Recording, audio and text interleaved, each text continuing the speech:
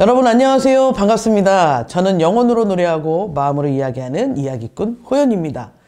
현재는 당진시 자원봉사센터에서 근무를 하고 있고요. 시민교육 콘텐츠 연구소에서 다양한 분야의 전문가분들과 함께 고민하고 있는 사회복지사이자 유스 멘토인 청소년 지도사입니다. 우리는 흔히 자원봉사를 가난하고 소외된 이웃을 위해 희생정신을 발휘하는 자선의 형태의 활동이다 라고 쉽게 말할 수 있었습니다. 시대가 점점 변화해 가면서 자선 형태의 봉사활동의 개념이 지역사회의 발전과 변화를 가져오기 위한 계획적이고 조직적인 사회행동으로 변화되어 왔죠. 이렇듯 자원봉사는 사람과 사람이 만나서 마음을 잇는 활동인데, 위드 코로나 시대를 맞아서 감염의 위험과 사회적 거리두기로 봉사활동의 방식과 활동의 영역이 확장되어지고 있고요.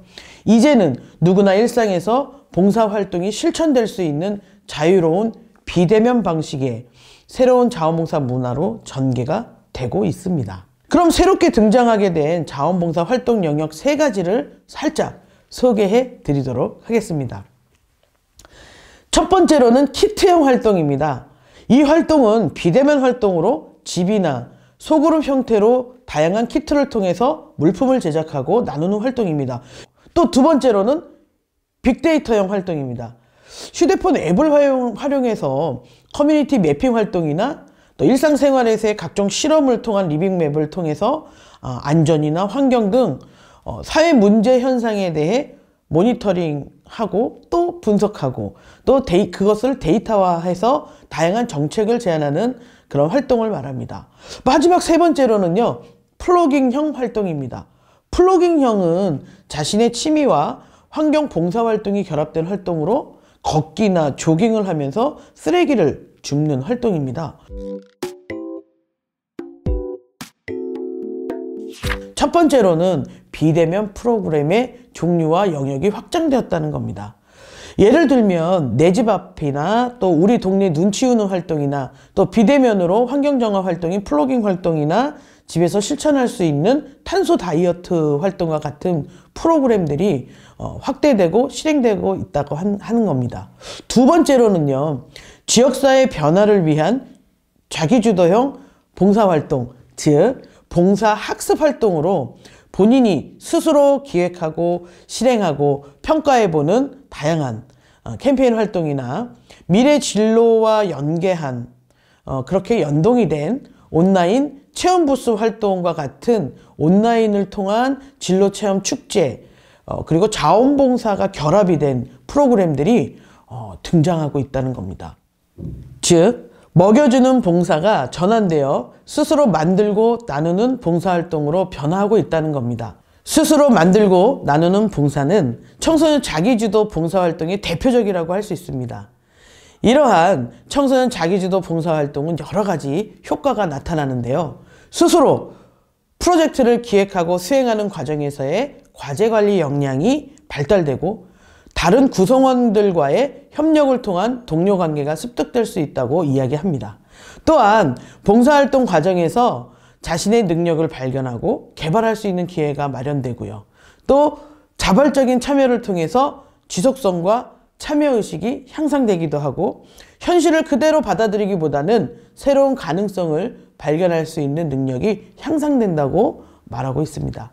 그 밖에도 사회문제 해결 과정에서 실제 사회와의 시스템이 어떻게 작동되어지는가를 체험하면서 자긍심과 자존감 그리고 자기 효능감 발달에 매우 효과적이라고 말할 수 있습니다.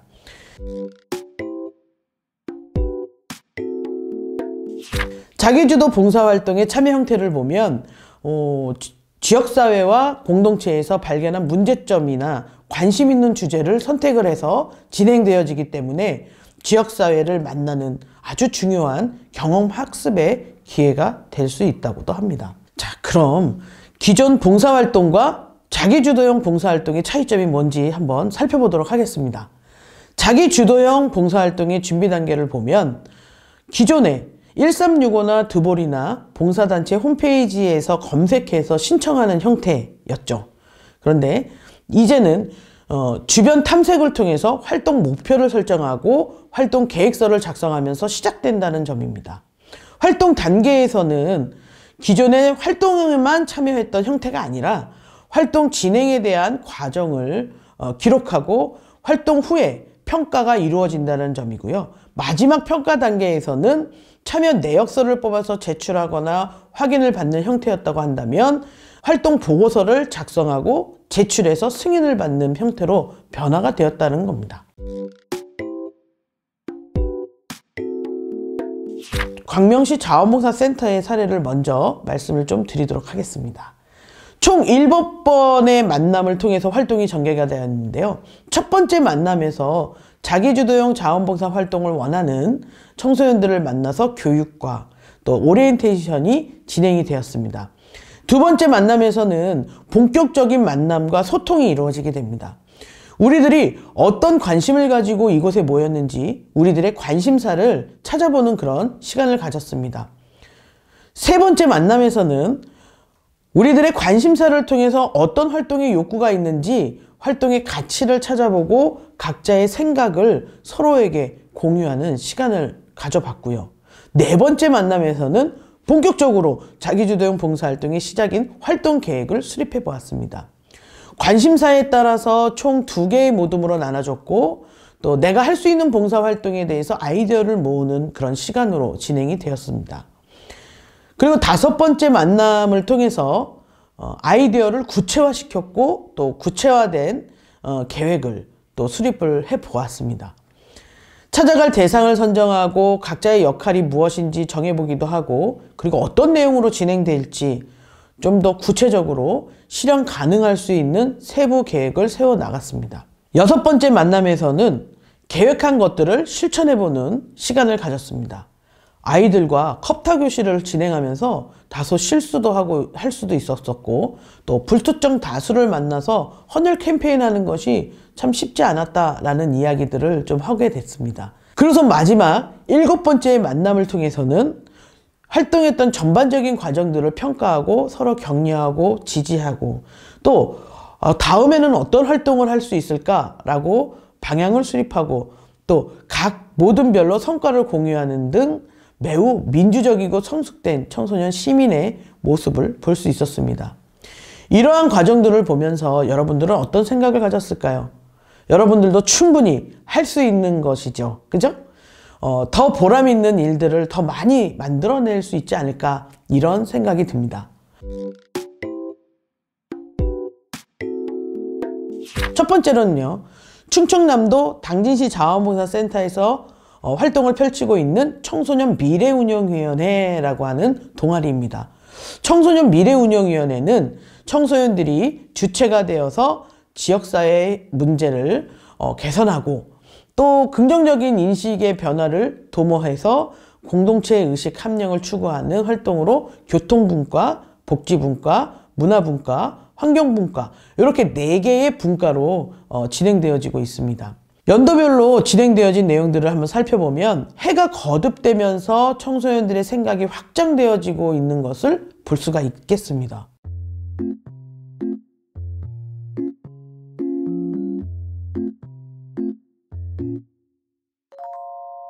자, 이번엔 경기도 고양시 자원봉사센터 청소년 글로벌 리더 동아리 창의융합 인재반과 세렌디피티를 소개하도록 하겠습니다.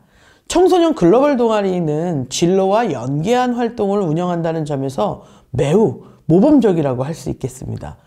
온라인 플랫폼을 활용을 해서 과학 진로 축제를 운영하고 또 많은 고양시의 청소년들에게 진로를 체험할 수 있는 기회를 제공했다고 합니다. 특히 세렌디피티 동아리의 경우에는 사회적 창업활동으로 봉사활동을 기획하고 운영하여 기부금, 모금 활동까지 끌어내는 그런 놀라운 동아리라고 합니다. 네, 기부금을 모아서 캄보디아나 라오스 등 해외 빈곤 아동들에게 전달하는 활동을 추진해 나갔다고 합니다.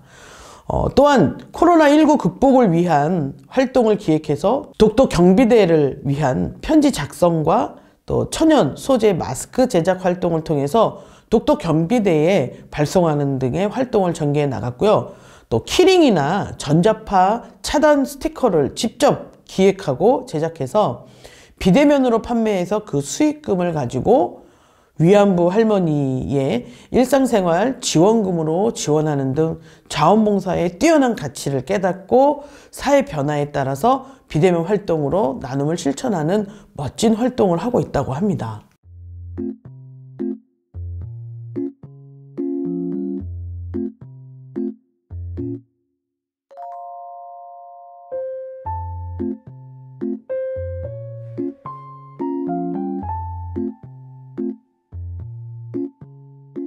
삶이 줄 수 있는 가장 아름다운 보상은 다른 사람들을 성심껏 도울 때 자기 자신 삶 또한 나아지게 된다라고 하는 랄프 waldo 에머슨 학자의 말을 되새기며 오늘도, 아니 지금도 자기주도형 자원봉사 활동을 고민하고 있는 여러분들에게 큰 도움이 되기를 희망해 봅니다.